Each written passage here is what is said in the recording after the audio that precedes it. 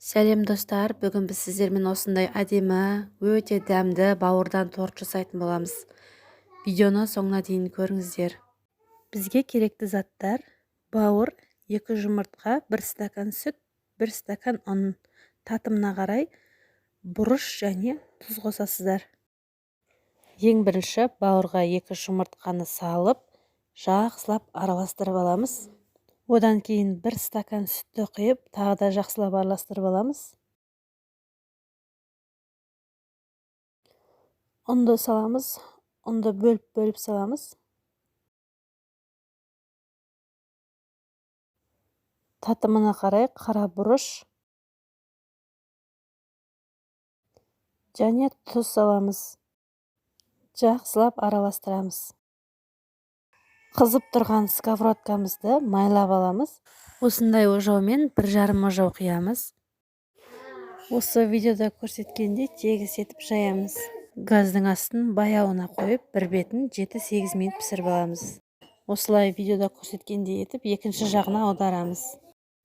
Ал енді салмасын дайындайтын боламыз. Салмасына сковородкаға май құйып, қыздырып алып, осылай пиязды турап саламыз. 2 штук сәбіздер теркадан өткізіп алып, өстіп жаңағы пияздың үстіне қосамыз. Жақсылап қуырып аламыз. Ал енді бауыр тортын жинайтын боламыз. Піскен бауырды тарелканың бетіне теріс жағынан қоятын боламыз. Тегіс жағын. Майонезге чеснок езетінен өткізіп алып қосып, араластырып, бауырдың бетіне жағамыз. Торттың бетіне жақсылап жағып шығамыз. Одан кейін бетіне салмасын саламыз.